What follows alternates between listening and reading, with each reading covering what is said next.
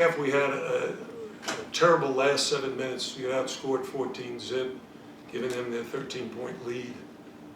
And then in the second half, we found a combination that worked very well for us. We cut the lead down to 6. I'm not sure how much time was left. Does anybody know? Anyway, we got it cut down to 6, and then we made 2 real critical errors, and it went immediately back to 10. And for the most part, that ended our chances of winning the game. But you got to give a lot of credit to Tennessee. Rick Barnes does an amazing job. His players played great. Zakai Ziegler is an amazing player. And Chaz Lanier, we actually played against him last year. And he was great last year, but he's, with this group around him, he's really special. So I thought it was an entertaining game. So I'm not sure why everybody left. You know, there were about 100 people here before when Rick Barnes was talking. Questions? Is that last 7 minutes of the first half more of what y'all weren't doing, or what you were doing? Oh, we were awful. It was like we never practiced it before. We like just met each other at the last time out, because it didn't look like our team. And everybody was shooting off the bounce. There's no passing, no assists, bad shot selection, and when you do that, it's really demoralizing, because it's hard to play good defense when everybody's mad that we took such a bad shot. You mentioned your run in the second half. There was a couple of turnovers, like a throwaway near the bench, and then the lead started to swell again. Was your team pressing a little bit once they felt really? Did you think your team was pressing a little bit when they were starting to cut the lead? I don't know if you know. We had 3 freshmen at the time on the court, and so I think they got a little excited and tried to hurry and cut the lead even more. And again, in basketball, it's all about control. You got to control yourself. You got to control the guy that you guard, and you got to be in control with what your other teammates are doing. Right? So in those particular cases, when you get in a rush, like you saw it, everybody in Madison Square Garden sort of said, "Oh, what is he rushing for?" But that's what happens. You raised your hand, but you don't want to talk anymore? You mentioned that prior time playing Chaz Lanier, just how different of a player is he right now compared to when you saw him last year? Oh, he was really good last year, but, you know, confidence has a way of growing, right? So you're young, you're in high school, you're playing well, you're being highly recruited, your confidence grows. Everybody's telling you you're really good. You get to college, and then all of a sudden you're not playing quite as well, you're not scoring quite as much. All of a sudden you start to question how good you are. The guys like Chaz keep working, get better, get stronger, get smarter. And last year he was the #1 most efficient player in the country. Now he goes to a team that he's surrounded by other terrific players, especially a guy like Zakai Ziegler, who can find him every time he's open, so he gets the shots that he wants. And he can either shoot it or pass it up.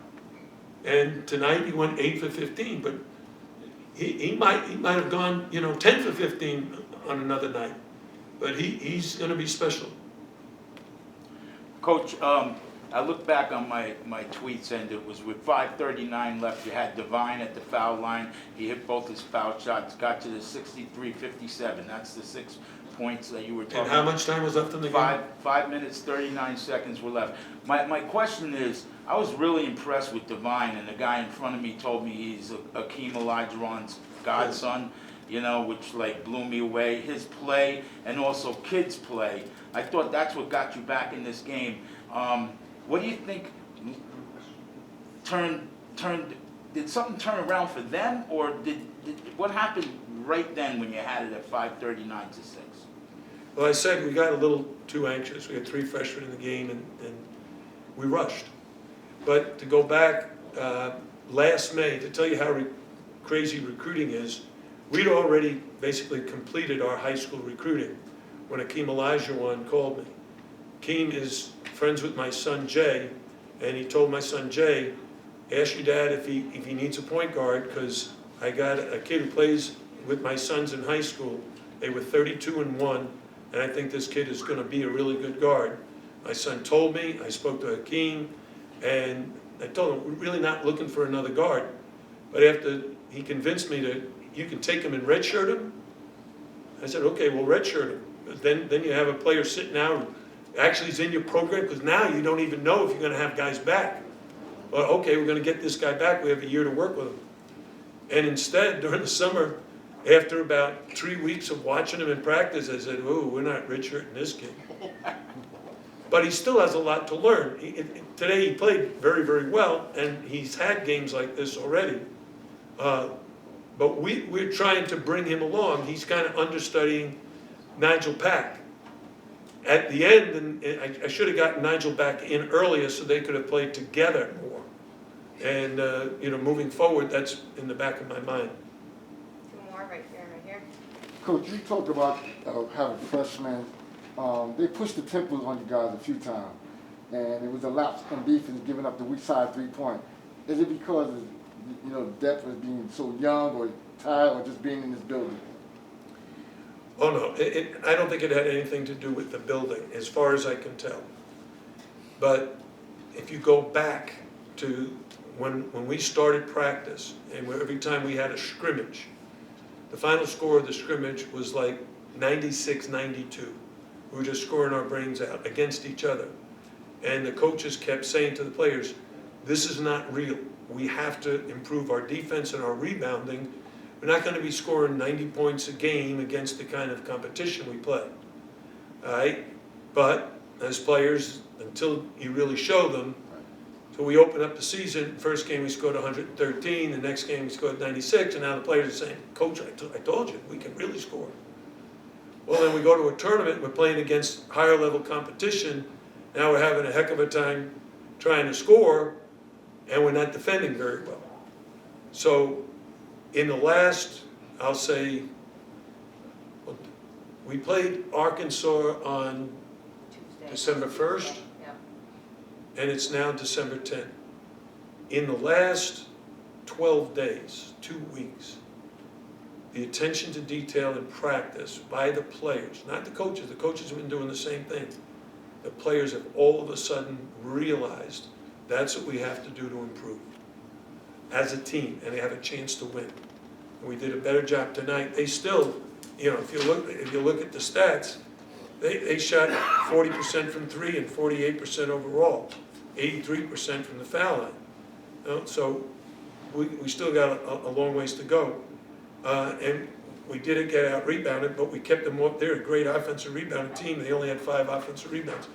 So our rebounding is getting better, and our defense is getting better.